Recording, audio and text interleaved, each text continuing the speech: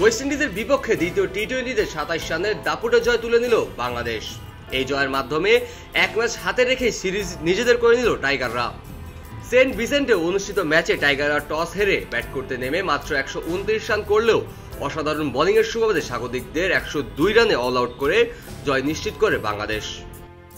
ম্যাচের শুরু থেকে ব্যাট হাতে লড়াই করতে হয়েছে বাংলাদেশকে। ইনিংসের শুরুতে লিটন দাস এবং তানজিদ তামিম দ্রুত ফিরে গেলেও চাপে পড়ে যায় টাইগাররা। লিটন মাত্র 10 বলে 3 রান করে আউট হন, আর তানজিদ তামিমের ব্যাট থেকে আসে 4 বলে 2 রান। সৌম্য সরকারের ব্যাটও আজ কার্যকরী ছিল না। রান আউটে কাটা পড়ার আগেই 18 বলে 11 রান করে বিদায় হয় এই ব্যাটসম্যান।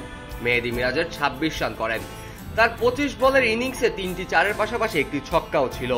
তবে দলের ইনিংসের প্রাণ ভোমরা ছিলেন শামীম হোসেন পাটোয়ারি। 17 বলে অপরাজিত 35 রান করে দলের সংগ্রহকে প্রতিদ্বন্দ্বিতার জায়গায় নিয়ে যান তিনি। শেষ দিকে শামীম পাটোয়ারি এবং তানজিদ হাসান সাকিবের ছোট্ট জুটি গুরুত্বপূর্ণ অবদান রাখেন। ওয়েস্ট ইন্ডিজের বোলিং আক্রমণে সবচেয়ে সফল ছিলেন গুরকেশ মোতি। তিনি 4 ওভারে 25 রান দিয়ে 2টি গুরুত্বপূর্ণ উইকেট তুলে নেন। আকিল হোসেন এবং রোস্টার চেজও কড়া বোলিং করে বাংলাদেশের রান চাপিয়ে রাখেন।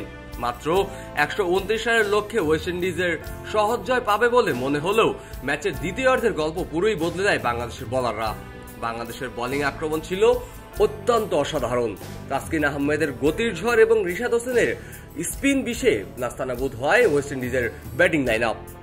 তাসকিন 4 ওভারে 16 রান দিয়ে 3 উইকেট তুলে নেন এবং তার প্রথম স্পেলেই ফেরান ব্র্যান্ডন কিং এবং আন্দ্রে ফ্লেচারকে। শেষ দিকে রিশাদ হোসেন 4 ওভারে মাত্র 12 রান খরচ করে 2 উইকেট তুলে নেন। পাওয়ার প্লেতে শেখ মেহেদী 2টি গুরুত্বপূর্ণ উইকেট তুলে নিয়ে স্বাগতিকদের আরও চাপে ফেলেন। ওয়েস্ট ইন্ডিজের পক্ষে রোস্টন চেস 34 বলে 31 রান এবং আকিল হোসেন 31 বলে 31 রান করে খানিকটা প্রতিরোধ করার চেষ্টা করলেও টাইগার বোলারদের সামনে টিকে থাকা ছিল তাদের জন্য কঠিন। ম্যাচের শেষ দিকে হাসানের করা 18তম ওভারে ক্যাচ দিয়ে বিদায় নেন আলজারি জোসেফ। এরপর 18.3 ওভারে আকিল হোসেনকে আউট করে ওয়েস্ট ইন্ডিজকে 102 রানে গুটিয়ে দেয় বাংলাদেশ। 17 বলে 35 রান করে ম্যাচ সেরা হয়েছে শামীম হোসেন পাটোয়ারি।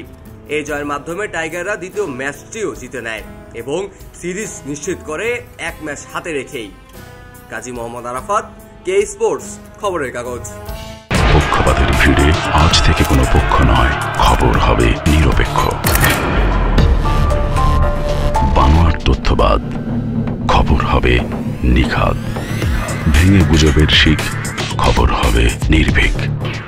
এলো খবরের কাগজ, নিখাদ, নির্ভীক, নিরপেক্ষ।